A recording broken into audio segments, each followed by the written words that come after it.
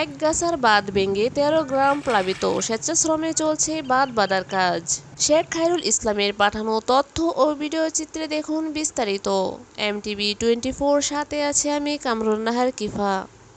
অস্বাভাবিক পানি বৃদ্ধির ফলে উপজেলা দেলুটি ইউনিয়নের কালীনগরস্থ বদ্রা নদীর বাঁধ ভেঙে ২২ নম্বর পোল্ডার প্লাবিত হয়েছে, যাতে করে প্রায় ১,০০০ হেক্টর জমির আমন ধানের বীজতলা বিনষ্ট হয়েছে। ক্ষতিগ্রস্ত হয়েছে আনুমানিক ৮০০ থেকে ৯০০ বিঘার প্রায় ৩০০ চিংড়ি ঘের। তবে বৃহস্পতিবার সন্ধ্যায় বাটার সময় স্থানীয়রা বাঁধ বাঁধার চেষ্টা করে। দেলুটি ইউপি চেয়ারম্যান রিপন কুমার মণ্ডল জানান, এলাকাবাসীর সহযোগিতায় বাঁধ মেরামতের কাজ শুরু হয়েছে। শেষ হতে আরও কয়েকদিন সময় লাগবে। শুলাদানার সাবেক UP chairman SM Enamul Haque ইতিমধ্যে নিজস্ব লোক নিয়ে স্বেচ্ছাশ্রমে বাঁধ বাঁধার কাজ শুরু করেছেন বলে জানা যায়।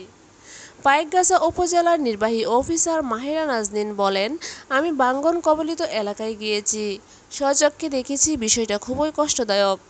স্থায়ীভাবে বাঁধটি কীভাবে বাঁধা যায় সেই ব্যাপারে কর্তৃপক্ষের সাথে কথা বলে ব্যবস্থা নেওয়া হবে। এ সময় উপজেলা প্রকল্প বাস্তবায়ন কর্মকর্তা ইমরুল কায়েস, কৃষি কর্মকর্তা অসীম কুমার দাস, পানি উন্নয়ন বোর্ডের শাখা কর্মকর্তা রাজু আহমেদ হাওলাদার উপস্থিত ছিলেন।